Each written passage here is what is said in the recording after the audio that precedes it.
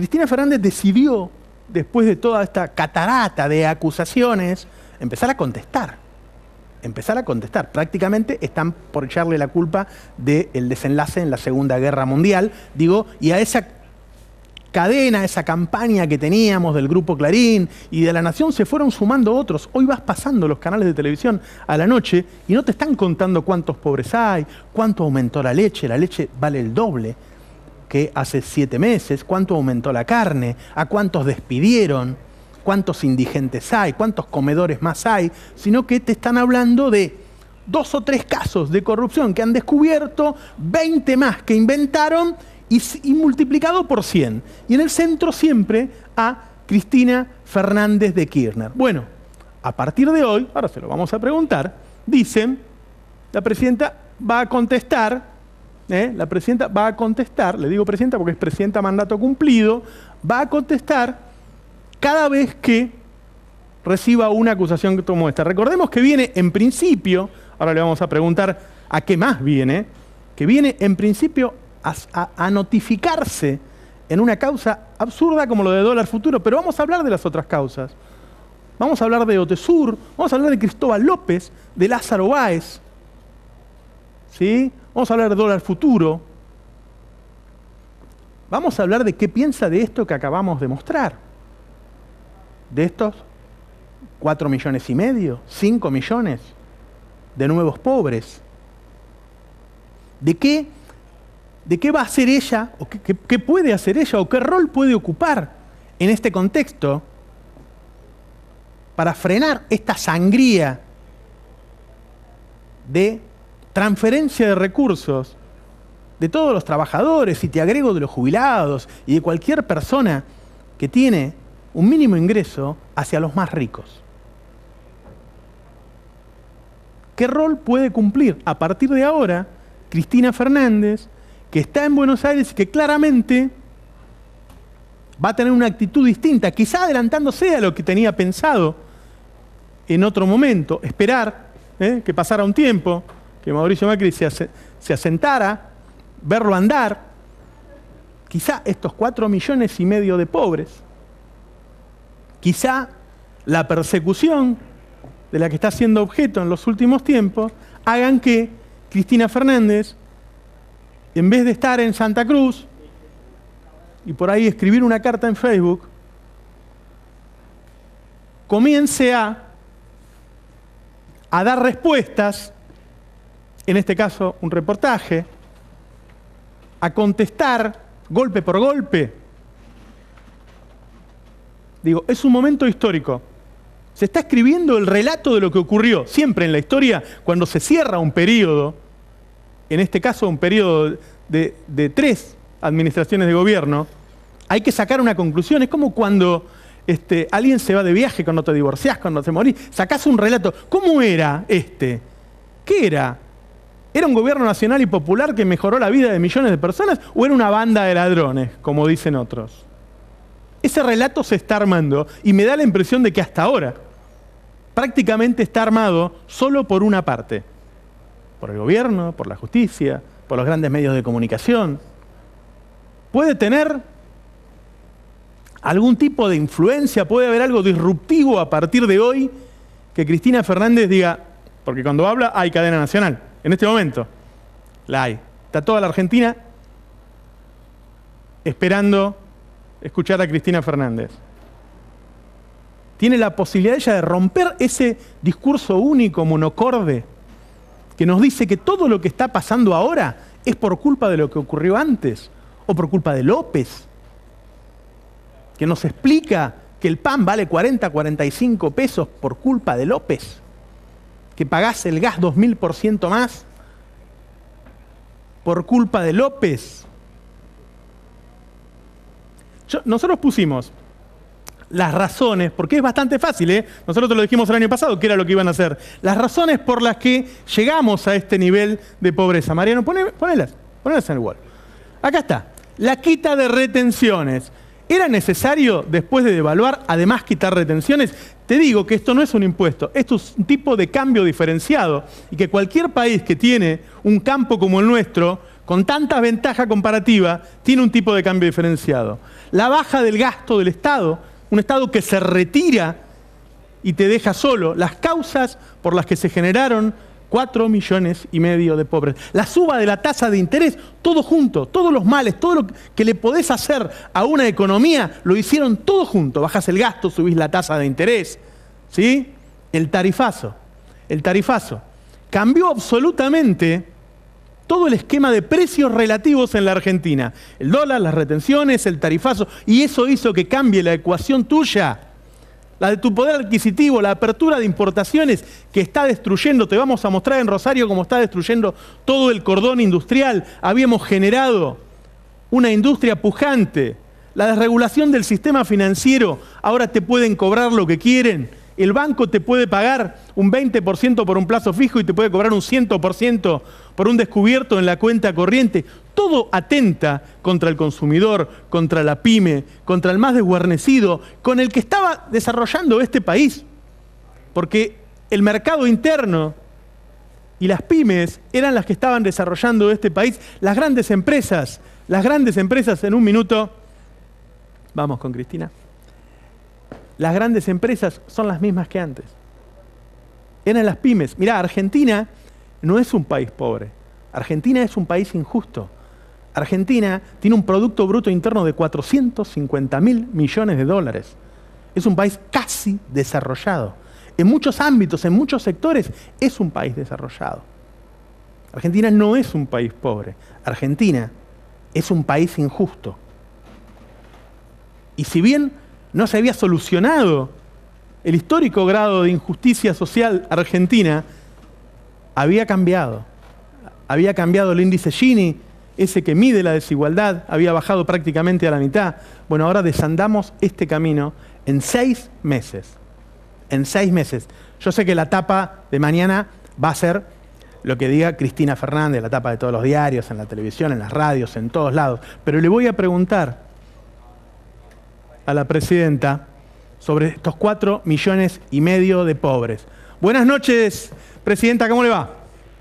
Bien, buenas noches, Navarro, ¿cómo le va? Bien. Empiezo con esto que estoy hablando, no sé si lo estaba viendo o si se lo comentaron. No, soy sincera, recién acabo de ingresar hace un rato. Cuénteme algo, por favor. Y lo que estamos mostrando es datos del Instituto Gino Germani, de CEPA y de la Universidad Católica Argentina. Presidenta, 4,5 millones de pobres nuevos hasta mayo. En 6 meses de gobierno se generaron 4,5 millones de pobres. En general están hablando que pasó de 11 millones a 16 millones, una cosa así. Es un récord. En el primer semestre de 2002, después de la crisis de 2001, no se habían generado tanto. ¿Qué piensa? ¿Por qué ocurrió, Cristina?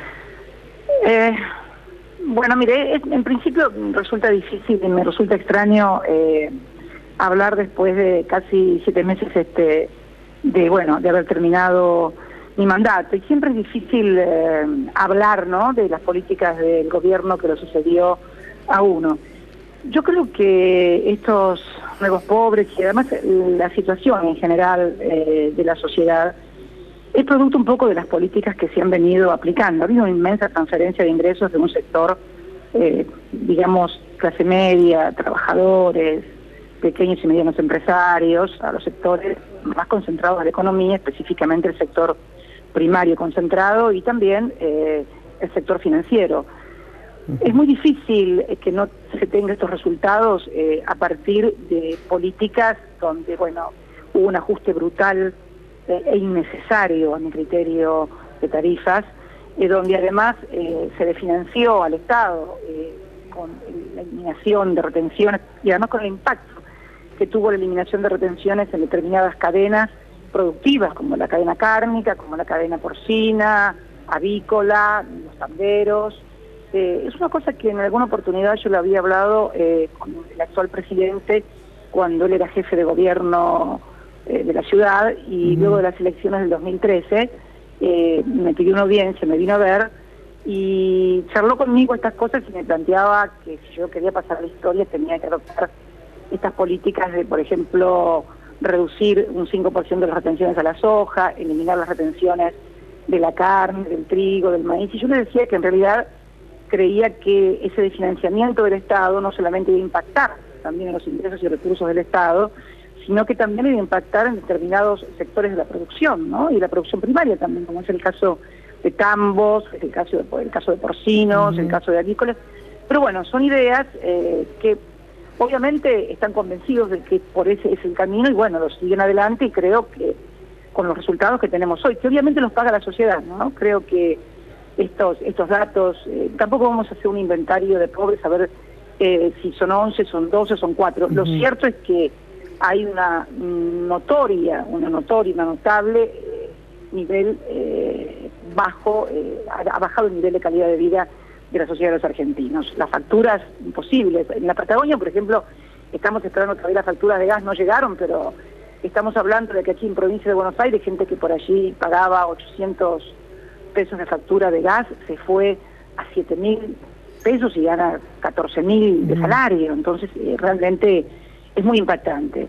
Es una pena. A mí realmente, yo no voy a hacer lo que hicieron conmigo cuando fui gobierno, que cuando había dificultades era como que se exacerbaba y se ponían contentos porque si le iba mal al gobierno se daban cuenta que le iba mal a la gente. La verdad que yo no quiero que le vaya mal al gobierno, sinceramente, porque no quiero que le vaya mal a la gente. Hemos puesto mucho en estos años los argentinos. Fueron 12 años y medio muy fuertes en los cuales recibimos un país descapitalizado, endeudado. Yo quiero que recordemos por un instante lo que era la Argentina en el año 2003, ¿no? El nivel de descapitalización, el nivel de endeudamiento, el nivel de desocupación, el nivel de pobreza, de indigencia. Y con todas las dificultades y con todos los aciertos y errores, entregamos un país capitalizado, entregamos un país con aerolíneas argentinas, con YPF, con aguas argentinas, con los recursos de los trabajadores administrados nuevamente por el Estado a través del ANSES, con un nivel de endeudamiento del más bajo que se recuerda en toda la historia. Entregamos un país capitalizado y sin deuda prácticamente. Entonces, ver esto a mí sinceramente me da mucha tristeza y mucha pena. Y no creo que nadie lo haga de maldad. A ver, eso también quiero ser claro, eso no es una cuestión de malos y buenos. Cuestión que tiene que ver más con la ideología. Pese a que a nosotros nos acusaban de ser muy ideologistas y muy dogmáticos, me parece que también hay una gran carga de dogmatismo y de ideologicismo también en algunos sectores que, bueno, adhieren al libre mercado y que, bueno, que el Estado tiene que retirarse y cobrar la menor cantidad de impuestos posible a los que más tienen, porque si los que más tienen no pagan impuestos, lo van a derramar en inversiones. Y la verdad que en economía, Navarro, usted sabe que la ley de gravedad se aplica. Usted sabe que en física la ley de gravedad implica que si usted tiene una cosa de arriba para abajo, indefectiblemente cae y llega al piso, llega abajo. En economía es exactamente al revés. Todo lo que usted pone únicamente arriba, en lo más alto de la pirámide, no derrama. Pero no derrama porque los de la parte superior de la pirámide sean malos, sino porque no tienen capacidad de gasto y de consumo para la gran cantidad de riqueza que concentran y por lo tanto no la pueden bajar. En cambio, en economía sí, si uno pone plata abajo, en la base de la pirámide, como los que están en la base de la pirámide, tienen que consumir porque los ingresos le dan para comida, para gastos de vestimenta, tienen que consumir necesariamente. Todo el recurso que usted pone abajo sube en la economía, que es lo que siempre nos entendió nuestro modelo en cuanto a que incentivábamos el consumo. El otro día escuchaba a alguien que decía que era imposible sostener el nivel de consumo. 12 años y medio se sostuvo el nivel de consumo, con todas las restricciones que además implica también un proceso de reindustrialización que por supuesto trae estrangulamientos en el sector externo, en la demanda de dólares, que sí también tiene que ver por allí con el mejoramiento en las clases medias, en los pequeños y medianos empresarios. Luego también hay una presión sobre el tipo de cambio, pero bueno, son problemas más complejos. Presidenta, ¿qué puede hacer la oposición? ¿Qué puede hacer usted en particular para terciar en esta política del gobierno que tiene una minoría? Digo, si la oposición, mucha gente está preguntándose, bueno, ¿va a volver Cristina? ¿Va a ponerse al frente de la oposición? ¿Va a tratar de frenar este drenaje? No. Yo lo que creo, sinceramente, creo que hay un rol que tiene que cumplir la oposición en el Parlamento. Me parece que estamos en una democracia, me parece que es un gobierno que tiene que durar 4 años, y me parece que este es un gobierno que tiene que tener una oposición que cumpla el rol de la oposición, que no significa obstruir como nos hicieron a nosotros, Nosotros siempre tuvimos un rol de obstrucción absoluta durante los 12 años y medio de gestión. Yo quiero recordarle aquellas elecciones del año 2009 que perdimos y que se conformó. ¿Se acuerda del Grupo A? Parece que estuviéramos hablando de hace 2 siglos más o menos, ¿no? Pero aquel Grupo A que, bueno, que nos impidió, no tuvimos presupuesto. Creo que en el 2010, año del Bicentenario, si mal no recuerdo, no tuvimos presupuesto, o el 2011, no recuerdo exactamente cuál fue de los dos, pero no tuvimos presupuesto porque no nos apalaron ni siquiera el presupuesto. ¿Y ahora no hay oposición? ¿No? ¿Usted dice que está faltando oposición? Yo creo que están faltando ideas. Creo que están faltando ideas fundamentalmente, porque me parece que no es un problema de si falta oposición, me parece que hay que plantear ideas que sean alternativas y que puedan persuadir al conjunto de la sociedad, fundamentalmente también al gobierno, de que el rumbo no es el acertado porque no son acertados los resultados, no son buenos resultados.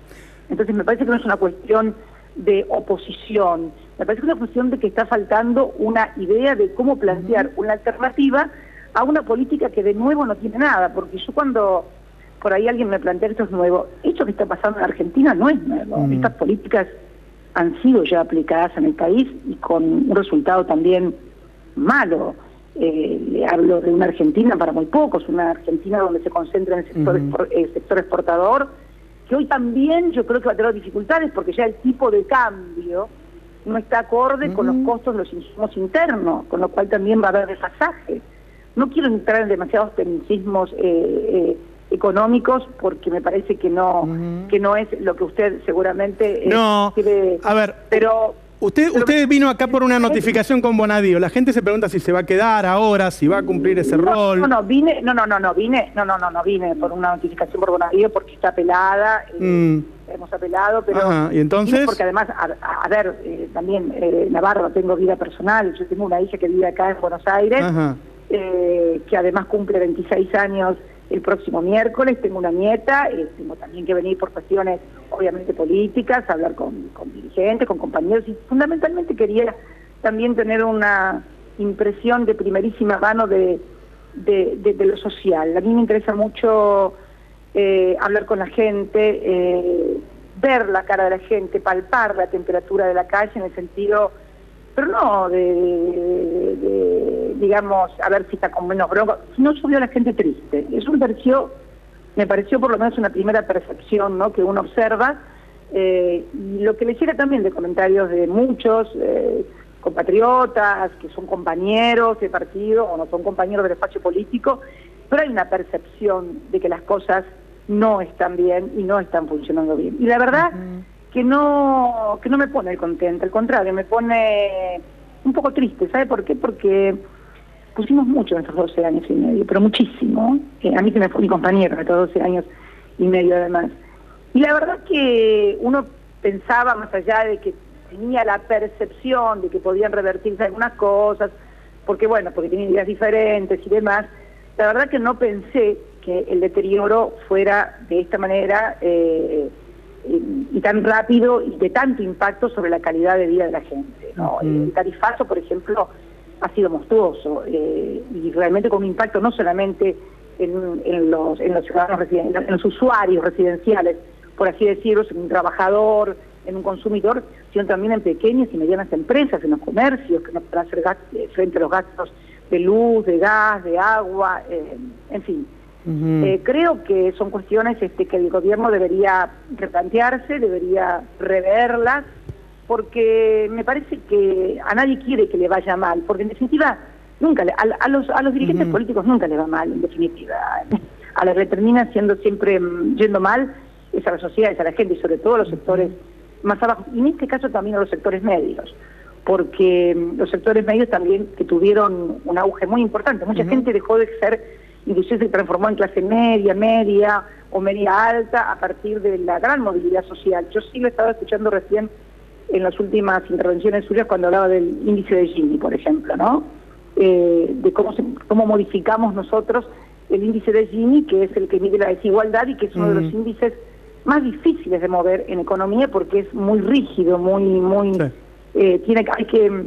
hay que trabajar mucho sobre la movilidad social y sobre los recursos, sobre los ingresos, para que realmente haya modificaciones importantes. Y hemos logrado una modificación muy importante. Por eso creo que la reflexión que me cabe, después de haber sido durante 8 años responsable de conducir los destinos del país, bueno, son estas, ¿no? Que creo que es realmente una pena. ¿Usted siente que es perseguida por los medios, por los jueces, por el gobierno? No, yo no siento, yo soy, no es una sensación térmica como la temperatura, es claro y es evidente.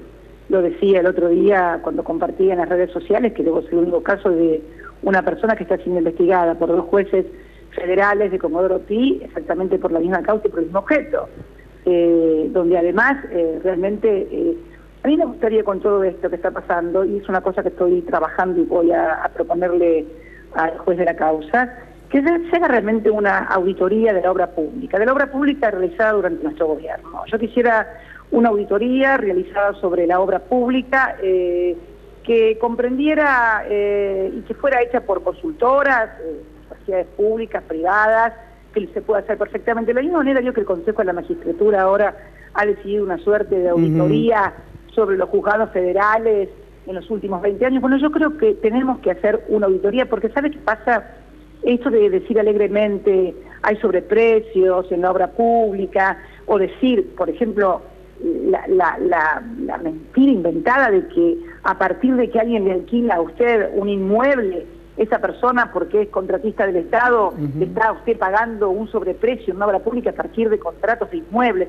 Realmente disparatado, nunca visto en el mundo. Estamos hablando de un plan de obra pública de miles de millones de dólares, ejecutados en una parte por el gobierno nacional en forma centralizada, licitado, adjudicado y ejecutado, y otra parte no menos importante, licitada, ejecutada y adjudicada por gobiernos provinciales y por intendentes, porque los recursos venían del mismo lado. Entonces me parece a mí que actuar con tanta liviandad y pensar que alguien, a partir de un contrato de un inmueble, puede recibir beneficios por sobreprecio de obra pública, o no entiende nada, o realmente tiene una mala fe. En el caso de los Sauces y de Otesur, en donde hay alquileres con Lázaro Báez y con Cristóbal López, que fueron contratistas del Estado o lo siguen siendo, ¿por qué le pagaban alquileres a usted? O sea, se dice, bueno, le alquilaba habitaciones a Lázaro Báez y después Lázaro Báez no usaba. Perdón, Navarro, yo no alquilaba habitaciones a nadie. Yo alquilo inmuebles. Mire, quiero contarle un poquito porque me parece que es una buena oportunidad. Me parece que yo, antes de que Néstor fuera siquiera intendente, nosotros teníamos más de 20 propiedades inmuebles. Siempre nuestras inversiones han sido vinculadas a los ladrillos, en inversiones en inmuebles y en ahorro en plazos fijos. Nada sofisticado, nada raro, nada extraño. Alquilar inmuebles, obtener una renta de esos inmuebles, administrarlos, etcétera. Pero yo nunca alquilé habitaciones de hoteles. No, yo alquilo inmuebles. Perdón. Es como, a ver, ¿qué me dice usted, por ejemplo, de que el presidente le está alquilando su casa al titular de la AFI, por ejemplo, Abras, que maneja fondos reservados? ¿Podemos decir que con los fondos reservados Abras le paga el alquiler al ingeniero Macri? No, me parecería una enormidad. Por ahí alguien lo puede pensar, pero me parece que no. Entonces, a ver si entiendo. Usted lo que dice es que usted le alquilaba el hotel a Lázaro Báez y después él que haga lo que quiera. El inmueble. Nosotros alquilamos el inmueble. Esto es, a ver si nos ponemos de acuerdo, el inmueble. Pero además, me parece absurdo que cuando hablamos de contratos millonarios de la obra pública, precisamente que únicamente tendría actos de corrupción con 2 contratistas que además no son de los más importantes de la obra pública que decidíamos, me parece realmente que debería actuarse con mayor prudencia y además, ¿sabe qué? Comparar, en definitiva, eso que uno alquila, los valores, realmente con los montos de los contratos de la obra pública, que no tienen ningún punto de contacto, es casi irrisorio, es ridículo. Además también, lo que le alquila es muy simple, un juez puede pedir oficio de cuánto vale tal departamento, cuánto es el alquiler de tal inmueble, punto. Pero realmente alguien sensatamente puede pensar que en un monto de obra, de plan de obra pública multimillonario en dólares, alguien va a hacer maniobras de corrupción a través de alquileres de 1, 2 o 3 inmuebles, que además son cifras absolutamente irrisorias. Usted dice que si fuera un retorno no tiene relación con los miles de millones. Pero por favor, Navarro. Y en el caso de... Aparte sería el único caso en la historia, en donde alguien alquila sus propios inmuebles con los cuales pago, porque yo sobre esos alquileres pago ingresos brutos, pago impuesto a las ganancias, pago impuesto a los sellos, porque son contratos que van sellados. Sería realmente un caso de corrupción muy particular, único en la historia, digno de ser insertado en algún manual. Y en el caso de Cristóbal López... Que no tiene ningún punto de relación con la envergadura, el volumen de la obra pública, pero además, si uno compara a estos contratistas en el ranking de los primeros 60, digamos, contratistas de obra pública a nivel nacional, bueno, no son los principales. Bueno, pero en el caso de Lázaro Báez sí es el más importante en Santa Cruz. Me parece a mí, sí, bueno, como serán otros en otras provincias, porque también le estoy diciendo que se descentralizaba la obra pública en provincias. Por eso le digo que el 60% de la obra pública nacional se ejecutaba en forma descentralizada. Me interesa mucho, si me puede aclarar, cuando usted propone lo de la auditoría, para a ver si lo toma el gobierno, ¿a qué se refiere en particular? ¿A dónde el gobierno no lo tiene que tomar el gobierno. ¿Cómo va a tomar el gobierno una auditoría la cuando justicia? Hay contratistas que son amigos también de ellos? No. ¿Cómo va a tomar el gobierno una auditoría si acaba de firmarse un decreto hace menos de un mes? Usted sabe que se firmó un decreto de 691/16 que establece un régimen de redeterminación del precio de la obra pública. Para decirlo en castellano y que lo entienda usted y todo el mundo.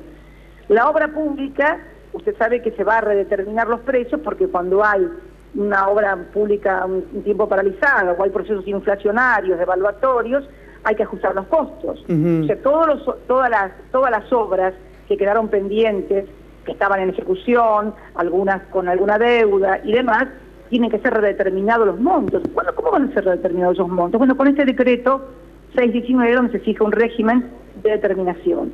Ahora, ¿se imagina lo que va a ser esos régimen de determinación? Si nos hacemos eco de lo que dicen algunos sectores, que había sobreprecio en la obra pública, quiere decir que entonces van a redeterminar sobre obras públicas que estaban sobrevaluadas. Me parece que a partir de las acusaciones que hay y a partir de las decisiones que ha tomado el gobierno en cuanto a redeterminación de obra pública, lo que hay que hacer es una auditoría de corte para determinar exactamente si hubo sobreprecios en toda la obra pública, cómo se fijó ese sobreprecio y quiénes fueron los beneficiarios de ese sobreprecio, si realmente se quiere saber. Ahora, si se quiere hacer una casa de brujas contra Juan, Pedro, José y Diego, bueno, sigamos así. Pero ¿sabe qué? Me parece que no, porque es muy, muy evidente y es muy grosero. Es más, hace unos días vi que el gobierno nacional le ha asignado a través de un DNU una importantísima partida en miles de millones de pesos para el soterramiento del Sarmiento. El soterramiento del Sarmiento fue licitado durante nuestras gestiones y una de las condiciones de quien ganaba la licitación era que tenía que traer financiamiento para realizarlo. Hubo una UTE en la cual intervino una importantísima empresa que era la tercera contratista del Estado y que no es precisamente ni amigo mío, ni tiene ningún contrato de alquiler conmigo, sino que es primo hermano del presidente, junto con otras empresas de origen brasilero. No se consiguió nunca que pusieran el dinero del financiamiento y por eso la obra se demoraba. Ahora se le otorgó, sin llamar a una nueva licitación, financiamiento del Estado Nacional, cuando las condiciones de la licitación establecían que tenían que ser sí o sí con financiamiento externo. ¿Cómo se va a determinar esta obra, el precio de esta obra? Pregunto yo. Una obra que fue licitada hace muchos años y a la cual ahora se le han asignado miles de millones de pesos. Por eso creo que urge a la transparencia, ya que algunos dicen tan preocupados por la transparencia, de hacer realmente una auditoría de la obra pública. Se puede hacer perfectamente, porque si alguien puede decir que hay un sobreprecio es porque sabe el método de cómo determinar ese sobreprecio y cómo analizarlo. Si no, es simplemente un difamador profesional. Así que creo que... Usted lo conoció, lo conoció desde Santa Cruz, tengo entendido, a José López. ¿Usted tiene alguna teoría de qué se trata? O sea, apareció el secretario de Obras Públicas de su gobierno, que estuvo durante los 12 años tirando bolsos de dinero por arriba de un paredón. ¿Debe tener usted algún diagnóstico de qué se trató eso? Mira, yo creo que lo dije y lo comparé con una trompada en el estómago, y también dije que palabras tales como repudio, rechazo, indignación y todas las cosas que se te puedan ocurrir no alcanzan para definir lo que uno siente frente a eso. Pero precisamente también ese hecho es un coadyuvante a hacer urgentemente esta auditoría. Hoy leí también, o ayer leí, que la casa en la cual aparentemente el exsecretario tenía el dinero pertenecía a una empresa, Farallón, creo, no sé, no la conozco, me suena mucho, no la conozco, donde decían que había hecho también emprendimientos de Procrear en San Nicolás, en Tigre, que está, bueno, te comento que Procrear no estaba en la órbita de la Secretaría de Obras Públicas, por ejemplo. Procrear era ANSES y un representante del Ministerio de Planificación y otro representante del Ministerio de Economía que participaban en lo que era la obra de Procrear, pero sí también sé que esa empresa había formado parte de una UTE junto con Nicolás Caputo en la construcción del emblemático Museo de las Malvinas. Creo que también lo informa esto el diario. Entonces me parece que todas estas cosas ameritan que haya una claridad absoluta sobre qué pasó exactamente y que podamos determinar las cosas, porque si no, esto de señalar a Juan, Pedro, José, no, a mí no, y disculpame que el José sea parecido a José López, pero me parece definitivamente que lo que hay que hacer es una auditoría, y no es una cuestión de que se puede, sino que se debe hacer, para dejar claramente establecido qué fue lo que pasó y si realmente hubo sobreprecios en la obra pública y las cosas que dicen. Porque también te digo que al cabo de estos 12 años y medio logramos recuperar aerolíneas argentinas, los ferrocarriles, logramos recuperar YPF, los recursos de los trabajadores, nos desendeudamos en términos de capitalización del país, en términos de dar patrimonio al país, no sacarle patrimonio al país, como alguien había repetido el otro día, no sé, robaron PBI, pero por Dios, nunca ningún gobierno en las últimas décadas ha dejado un país con el grado de capitalización que lo dejamos nosotros, concretamente, con el más bajo nivel de endeudamiento. Eso también es capitalización, porque si ahora te podés endeudar, si ahora te prestan y te podés endeudar, es porque no tenías deuda. Lo dejamos con YPF, una de las 2.000 empresas más grandes del mundo, Navarro, que antes nos habían desapoderado de ese patrimonio.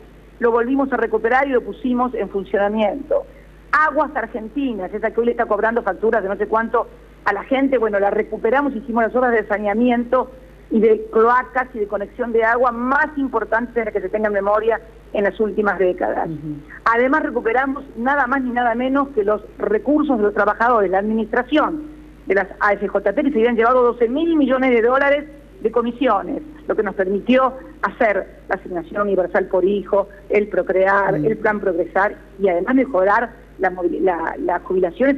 Las jubilaciones estaban, cuando nosotros empezamos, Navarro, eran de 200 pesos, y hacía 16 años que estaban congeladas. A los jubilados nadie se aumentaba un peso. Hicimos una gente que no cobraba y que no iba a cobrar nunca porque se había caído el aparato productivo o porque no le habían hecho los aportes. Incluimos a millones, la mitad prácticamente de los que hoy cobran una pensión, una jubilación, es por las moratorias previsionales, que contribuyeron también a generar recursos para alimentar el CIPA, que es lo que yo te decía, el consumo, el gente que gaste y que mueva la rueda económica. Dejamos un país con un gran capital, con sindicatos que, más allá de las críticas, más allá de las diferencias, más allá de las huelgas que nos hicieron por ganancias, siempre pudieron arreglar paritarias por encima de la inflación, muy por encima de la inflación. Hoy todos han cerrado las paritarias, todos los gremios han cerrado las paritarias muy, pero muy por debajo de la inflación, no solamente en términos nominales, sino además lo hicieron en cuotas, algunos que van hasta enero del año que viene, cuando además han tenido unos tarifazos brutales los trabajadores, las empresas, la clase media, etcétera. O sea, a ver, yo puedo tener todo el aparato mediático tengo a mi favor. Puedo tener todos los jueces persiguiendo y estigmatizando como si perteneciera al gobierno que tuvo la responsabilidad de conducir el país de 2013 a 2015, haya venido únicamente a cometer delitos. Parece ser que el único acto lícito, limpio y transparente que tuvo este gobierno del 2003 al 2015 fue haber aprobado la fusión de Cablevisión y Multicanal. Salvo eso, que no se ha cuestionado por supuesto por nadie, mucho menos por el monopolio, todo lo demás se hizo mal. La verdad que bueno, ya te digo, podés tener fueros mediáticos, podés tener fueros judiciales, pero hay una realidad económica y social que a mí me apena, que no me pone contenta, al contrario, y que creo que el gobierno debería prestarle atención, y que creo que la oposición debería prestarle atención. No en términos de oponerme, en términos de alternativas frente a los problemas concretos que tiene la gente. La gente no va a poder pagar la luz ni el gas. Me decían el otro día en Mercedes, un muchacho, 14.000 pesos, él y la mujer un poco más, le llegó una factura, pagaba 800 pesos de luz, de gas, y le llegó una factura de 7.300 pesos. No te puede llevar la factura de luz o de gas la mitad de tu salario. Porque aun cuando yo soy una liberal absoluta y te diga que el salario es uno de los precios de la economía, bueno, si la factura de gas me sale la mitad de mi salario, estamos ante dos problemas. O la factura el precio del gas es muy alto, o el precio de mi salario es muy bajo. Entonces está claro que nadie puede vivir para que el 50% de su salario se le vaya en una factura de gas y de luz. Ahora, los medios lo que están diciendo es que todo esto que está ocurriendo ahora es un sinceramiento de lo anterior y que la culpa tiene que ver con su gestión. Digo, ¿usted piensa que al tener todos los canales del mismo lado prácticamente, todos los diarios, todas las radios, se convence a un pueblo de que es así? Mirá, me parece que si nuestro gobierno se hubiera sido un gobierno de 1, de 2 años, de 3 años, pero 12 años y medio de ficción y fantasía, es muy difícil. Y tuvimos momentos de serias dificultades políticas. Yo recuerdo el conflicto rural, el conflicto con las patronales rurales del 2008, que nos puso prácticamente al borde de una acción destituyente, con caminos cortados, con rutas tomadas, etcétera, etcétera. La crisis terrible del 2008, que también nos impactó muchísimo en el 2009. El déficit, que finalmente habían creado con contabilidad creativa, es decir, fue del 1.9 reconocido por los propios organismos oficiales. Una cosa absolutamente manejable, porque no puedes, yo creo que fue una suerte de crisis inducida o provocada. No sé si porque alguno cree que a partir de la teoría del shock puede aplicar las ideas que le quería comentar, o realmente porque estaban convencidos de que había que hacer estas cosas para corregir no sé qué rumbo. Bueno, sí, tenían todo el derecho a creer que había que corregir el rumbo. Ahora, me parece que no lo están haciendo en la dirección, por lo menos, que beneficie a la mayor cantidad de gente posible. No estamos hablando ya solamente de los sectores informales de la economía, de los sectores asalariados, de las clases medias. Estamos hablando de los pequeños y medianos empresarios, que tampoco pueden hacer frente al pago de los servicios, o que ya están también con una fuerte competencia en materia de importación de productos. Yo creo que deberían repensar algunas cosas. Me parece que es lo que yo haría, lo repensaría, porque creo que sería una pena perder una oportunidad. Además es un mundo complicado también, Navarro. Vamos hacia un mundo complicado, un mundo donde hasta hace poco tiempo, que es lo que yo veo también, una clase política argentina muy endogámica, muy mirándose el ombligo, muy no hablando de lo que pasa en el mundo, ¿no? Yo cuando veo lo que pasó con Inglaterra en el Brexit, a ver, el Brexit yo creo que marca definitivamente el regreso a un mundo unipolar. ¿Por qué te digo esto? Porque durante el tiempo que nos tocó vivir a nosotros como gobierno, 2003, se estaba conformando un mundo más multipolar. Después de la caída del muro de Berlín, donde evidentemente había quedado un mundo unipolar, como Estados Unidos como único eje, el paso del tiempo fue creando nuevas realidades. Surgió la Unión Europea, acá en la región comenzó luego con mucha fuerza a fines del siglo XX, comenzó muy fuerte Mercosur, UNASUR, la CELAC, los BRICS. Surgieron los BRICS también como las economías más fuertes, emergentes, donde Brasil tenía un lugar preponderante, obviamente, en ese lugar, y nos representaba en la región. Yo siempre le decía a Lula que él tenía que hacer fuerza para que ingresara Argentina y fuera BRICS, porque iba a ser más fuerte. De esta manera, Brasil, también Argentina y también la región. Y vos estás viendo hoy que en realidad el Brexit, más allá de las declaraciones que podía tener Estados Unidos a favor, que dudo que sean honestas, ¿no? A favor de que el Reino Unido permaneciera en la Unión Europea. Lo cierto es que hay un debilitamiento absoluto de la Unión Europea, hay un debilitamiento absoluto del Mercosur, el BRICS está golpeado, la situación de Brasil, algunos inconvenientes que han tenido algunas economías. Entonces, me parece que estamos volviendo a un mundo unipolar, y eso puede ser que no es bueno, ni siquiera es bueno para quien aparentemente resulta beneficiario, en este caso Estados Unidos. Siempre la concentración excesiva de poder termina siendo mala, definitivamente. Yo creo que la multipolaridad no era una cuestión únicamente de democracia, sino también de seguridad y de distribución de riesgos, ¿no? Me parece, bueno, creo que también tenemos que mirar este mundo como va a venir, ¿no? Porque, te vuelvo a repetir, se está conformando un nuevo perfil de un mundo al que creíamos que habíamos llegado con el mundo multipolar a una modificación. Hoy mismo la seguridad, hoy mismo explotó en Irak y volaron 160 personas por los aires, y también hubo un atentado, creo, cerca del Estadio de Francia. O sea, por allí algunas cosas que uno ha dicho en los organismos internacionales, no sé, en un G20 de San Petersburgo, en un Consejo de Seguridad de Naciones Unidas, tal vez no le hayan gustado a los oídos de alguna gran potencia, pero esto de matar al mensajero, de enojarse con el mensajero cuando uno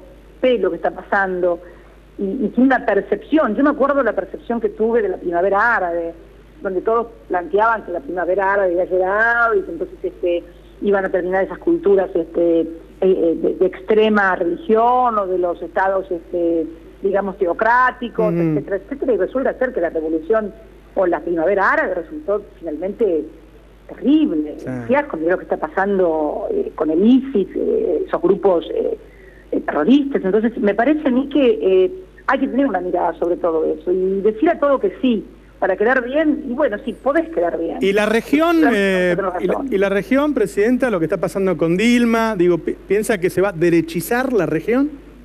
Mira, lo que está pasando con Dilma es una consecuencia de esto que te estaba diciendo antes. Yo creo que han surgido, es muy claro, es muy parecido Brasil, Argentina, el surgimiento de un partido judicial, de un partido mediático muy fuerte. Esto no creamos que es una originalidad argentina ni brasilera, son cosas enlatadas. Si vos ves las movilizaciones, las consignas, los ejes discursivos y mediáticos sobre lo que giraba el ataque a nuestro gobierno, sobre los ataques que gira al gobierno de Brasil, lo que pasó con Evo Morales en Bolivia, es muy similar, inclusive se ven personajes similares en uno y otro lado, ¿no? Con distintos nombres, con distintos modismos propios de cada país, pero me parece que es un modelo de intervención en la región. Es un modelo de intervención que tiene que ver, a mi criterio, mi interpretación, con que tal vez el hecho de que hayamos abierto nuestras economías a otras latitudes, no sé, a la República Popular China o a la Federación Rusa, en una región que normalmente se consideró como un reservorio cuasi propio de energía, acuífero, de materias primas, de alimentos, fue visto por algunos como una suerte, digamos, de desafío muy grande, sobre todo para aquellas potencias que piensan no en las próximas elecciones parlamentarias, sino cómo va a estar su país entre los próximos 60 años, que está muy bien que sea así, porque yo creo que todo país debería tener una concepción estratégica de verse, no quién va a ser el próximo gobierno, o quién va a ganar la próxima parlamentaria, o quién va a ser el próximo gobernador o presidente, sino qué va a hacer del país en los próximos 10, 20, 30, 40 años. Bueno, hay gente en el mundo que piensa esas cosas. No son muchos.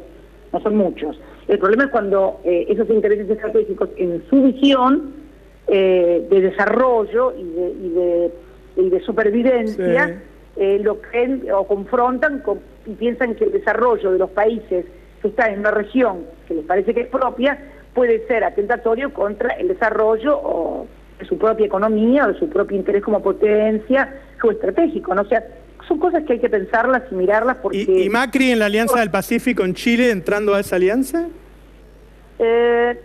Creo que, mira, no creo ni que el problema sea entrar o salir de la Alianza del Pacífico, sino qué es lo que querés hacer con el país y cómo lo vas a hacer jugar en la Alianza Estratégica Regional, con Brasil, en fin, con todos los países de la región, con la UNASUR, con la CELAC, y además en el mundo también.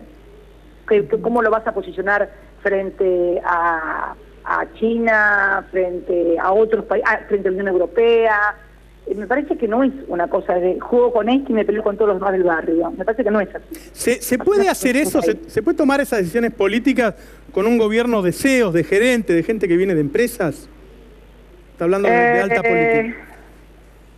Es difícil porque me cuesta creer que quien toda la vida ha pertenecido al mundo de una empresa, por ejemplo, ha sido CEO o tiene acciones de una empresa, pueda desprenderse de los intereses de esa empresa. A mí me cuesta. A ver, ¿por qué tengo que suponer que alguien que tiene intereses concretos en una empresa multinacional y tiene acciones va a ser lo suficientemente independiente si alguien está suponiendo que porque conozco a alguien que es un empresario, ya eso, el solo hecho de conocerlo me coloca en situaciones sospechosas, sin tener que ver nada con su empresa, ni nada con su compañía, ni nada con su actividad económica?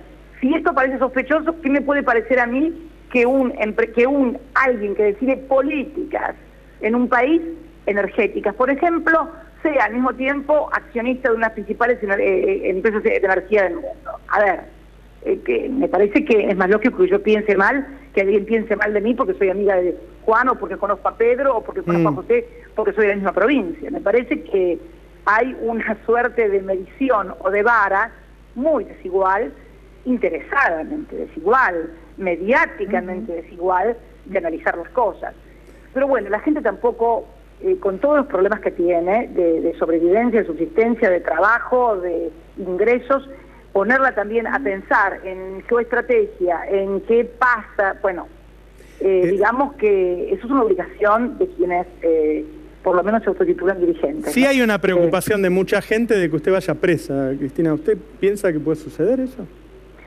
Mirá, son los riesgos que toma quien ha tomado las decisiones en materia de... ¿Vos creés que, por ejemplo, haber decidido recuperar la CFJP, haber decidido recuperar YPF, haber decidido recuperar el poder adquisitivo de los trabajadores en paritarias libres, haber decidido, por ejemplo, que lo que reclamaron los organismos de derechos humanos toda la vida, que era precisamente el juicio y la responsabilidad de quienes cometieron el genocidio de la dictadura, ¿vos te crees que todo eso no tiene un precio? Yo sé que todo tiene un precio, y cuando uno toma esas decisiones, si yo hubiera hecho lo que hicieron otros, seguramente no tendría problemas. De hecho, De la Rúa no tiene ningún tipo de problemas, sin embargo, terminó con el megacanje, el corralito, y 30 muertos en la Plaza de Mayo.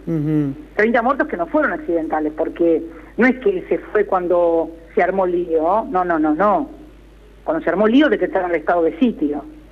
Yo estaba en el Congreso cuando nos notificaron que habían firmado el estado de sitio. Estaba en el Congreso sentada como senadora cuando empezó la represión en Plaza de Mayo, 19 y 20 de diciembre, perdón. Entonces, me parece que, bueno, viste, y ahí andas por la vida sin ningún... Vos imaginate que yo hubiera sido responsable de un gobierno con 30 muertos en la plaza. Bueno, esta fue una de mis... ¿Ves? A lo que sí le tenía miedo eran esas cosas yo. Yo tuve mucho miedo, mucha tensión, si te gusta más, cuando era presidenta, de que en una manifestación, una movilización, por eso siempre dentro del año 2003 a la fecha, la policía iba de contención, de prevención, sin armas, en fin, siempre tuve, y vos fíjate que cuando pasó el episodio del chico de Ferreira, que no fue tampoco una cuestión de represión, porque fue una cuestión que además fue juzgada, castigada, y que no se dio con las fuerzas de seguridad, esto, como siempre digo yo, ¿no? Esa bala rozó un poco el corazón de Néstor, porque estaba como loco. Porque era una cosa, una karma que teníamos nosotros, un karma, eso de no cargar con la vida de nadie en un acto de represión. Aun cuando por ahí en muchas actividades hubiera desmanes, hubiera agresividad por parte de los manifestantes, pero preferíamos cargar con la agresividad de los manifestantes y no con la agresión de las fuerzas de seguridad, ¿no? Porque cuando se pierde una vida en eso, el daño, además de la pérdida de la vida, es un daño irreparable, me parece, a la democracia, ¿no? Esa es la percepción que teníamos nosotros. Si uno se levantaba siempre, bueno, con atención, a los pocos días de salir del quirófano con mi cabeza, tuvimos el levantamiento de todas las policías, o de varias policías en todo el país, en algunos casos con muertos, hubo en Córdoba episodios graves realmente, que bueno, vistos en perspectiva, está claro que fueron armados, prisioneros, también atención de por ahí, movilizaciones, huelgas, porque por el impuesto a las ganancias. Entonces, uno cuando mira esto en perspectiva dice, bueno, la verdad que pese a todo, ¿no? Pese a todo, pudimos sobrellevar una oposición muy dura, durísima, pudimos sobrellevar actos, realmente actividades desde huelgas por la ganancia o cortes de calles por cosas, y la verdad que, bueno, eso sí lo vi con mucha atención. Lo otro son los avatares de la política cuando vos decidís representar determinados intereses. Si vos representás los intereses de las minorías y no tocas ningún interés, no te pasa nada, absolutamente nunca nada. Esto está comprobado. Le transmito algo que me dice mucha gente, y es que sienten cierta orfandad, que se sienten como solos, o sea, la gente que no está de acuerdo con Mauricio Macri, que le están pasando todas estas cosas, que está perdiendo derechos, que está perdiendo poder adquisitivo, y que además tiene miedo de que usted vaya presa. Digo, es muy desesperanzador eso.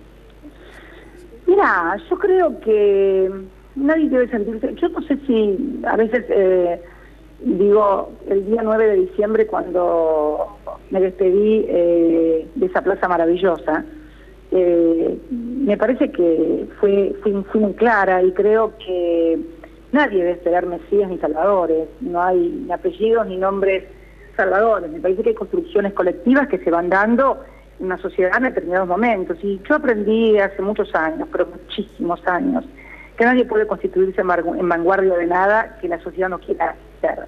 ¿Entiende lo que digo? Sí, lo que pasa es que también usted sabe mucho de política y la gente quiere un líder. Y él quiere acá el líder, no en Santa Cruz, por ahí.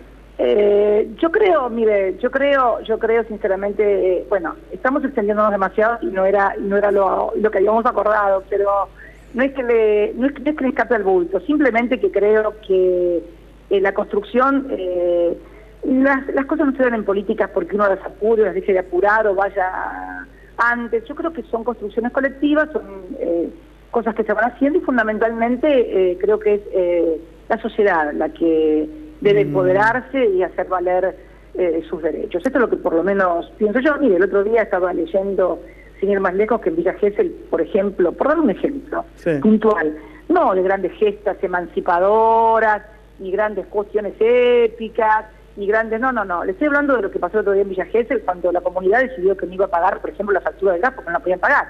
Bueno, es una decisión que no necesita ningún liderazgo, no necesita y nadie, simplemente sentido común, organización de la sociedad, y bueno, y llevar las cosas adelante, porque realmente creo que si quienes tienen responsabilidades institucionales desde la oposición no lo hacen, bueno, finalmente de algún lado siempre surge la gente que lo hace, porque en definitiva, a ver, no es una cuestión de que si me gusta hacer esto o no me gusta, o me parece que es muy cara la luz y porque me parece que es muy cara, o el gas no lo pago. No es que no lo pago porque me parece que es muy caro, me parece que por ahí no lo pago porque no puedo pagarlo. Son dos situaciones absolutamente diferentes, y me parece que la gente sin calefacción no puede vivir, por ejemplo. Aparte creo que se toman decisiones sin conocer exactamente el país. Por ejemplo, yo no estoy en Buenos Aires, pero en mi casa de Santa Cruz la calefacción sigue encendida. ¿Sabés por qué tiene que seguir encendida la calefacción? Idea. Porque las temperaturas son bajo cero, y aunque vos no estés en tu casa, si no tenés la calefacción encendida, se te congelan las cañerías y se te revientan las cañerías en tu casa. Vos sabés que, por ejemplo, en Santa Cruz, en pleno invierno, cuando tenés temperaturas bajo cero, tenés que dejar corriendo el hilo del agua para que no se te congele en la cañería el agua. ¿Sabés que los tanques de agua no son como los que vos ves ahora cuando vas a los barrios acá en Capital Federal o en Gran Buenos Aires, que ves el tanquecito arriba de la casa? Vos en el sur no vas a ver ningún tanque, están todos en el entretecho. los tanques. ¿Por qué están en el entretecho? Porque reciben el calor de la calefacción para no congelarse el agua en el tanque. Con lo cual vos tenés que dejar la calefacción en tu casa, no por ahí como cuando estás vos, que la tenés más calientita porque no te morís de frío, y no porque estés en remera, porque estoy en suéter adentro de mi casa, sino porque realmente necesita tener una temperatura ambiente, porque afuera hay 4, 5, 6 o 7 grados bajo cero, entonces necesitas tener adentro una calefacción por sobre cero para que no se te congelen las cañerías. Yo te cuento una anécdota. En el año 82, y esto termine y me despido, por favor. En el año 82, lo recuerdo muy bien porque fue el año del obtenimiento de la actividad política después de Malvinas, y habíamos salido a afiliar muy fuerte, y tuvimos un invierno muy duro. Yo tuve un accidente, inclusive, porque tenía un escarche, casi me mato en el auto, y me acuerdo que se congeló la cañería abajo del pavimento, la cañería que ingresaba a mi casa. La casa que ahora vive Máximo, es una casa que era donde vivíamos nosotros antes de irnos a la gobernación. Bueno, la casa que ahora vive Máximo, que la amplió y la modificó, esa misma casa se quedó sin agua porque abajo está del frío, y la cañería no estaba a unos 20 centímetros abajo del pavimento, que se nos congeló y hubo que picar el pavimento. ¿Escuchás lo que te estoy diciendo? Sí. Tuvimos que picar el pavimento para descongelar la cañería porque nos habíamos quedado sin agua, aún con calefacción dentro de la casa, de las bajísimas temperaturas que teníamos afuera. Ahora, si vos todavía viviste en Capital Federal y el único lugar con nieve que conoces cuando vas a esquiar, bueno, entonces es probable que creas y esta gente, pero por favor, si te pones un buen suéter, te pones frente al hogar un chocolate caliente, entras en calor enseguida. Pero cuando vos no vas a la nieve porque vas a esquiar, sino porque vivís en medio de la nieve, bueno, la cosa es distinta. La cosa es distinta. Es una cuestión de timing, es una cuestión también de conocer, de saber, de haber vivido. Me parece que no es tan complejo después de todo, ¿no, Navarro? Pero digo, para no dejar un mensaje tan desesperanzador. No más.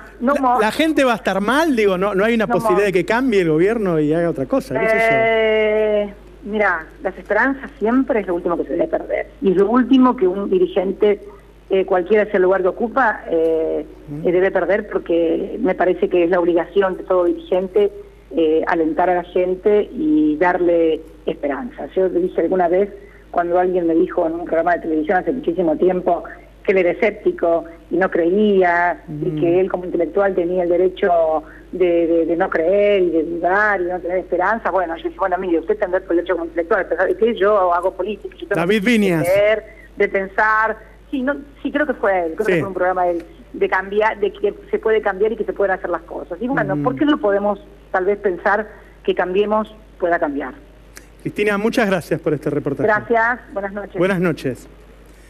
Bueno, fue Cristina Fernández en el primer reportaje que da desde que se fue de la Casa Rosada, y en uno de los pocos reportajes, la verdad, que ha dado la presidenta mandato cumplido, Cristina Fernández. Digo, a ver, ahora está Víctor Hugo Morales esperándome, enorme gentileza de venir a acompañarme en una noche como esta, y vamos a analizar lo que dijo la presidenta. Digo, en principio, recordemos que pidió una auditoría de toda la obra pública en Argentina de todos los últimos tiempos. Es decir, le está pidiendo a la justicia, bueno, ustedes dicen que yo tuve algo que ver con esto, auditen toda la obra pública. Hizo una comparación interesante entre los supuestos retornos por alquileres de hoteles y qué sé yo, y el tamaño de la obra pública de 10 o 12 años, que fueron como 200.000 millones de dólares, que por ahí sirve para sacar alguna conclusión, decir, bueno, si hiciste obra pública por 200.000 millones de dólares y me dieron 2 millones de dólares, no parece razonable, no parece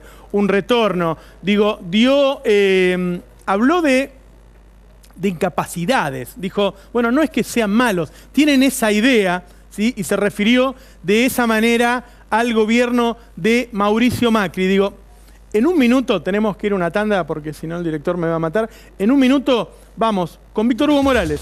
Vamos a ver algunas de las principales cosas que dijo Cristina Fernández de Kirchner en el primer reportaje que da desde que dejó la Casa Rosada. Volvemos en nada, 30 segundos, dale.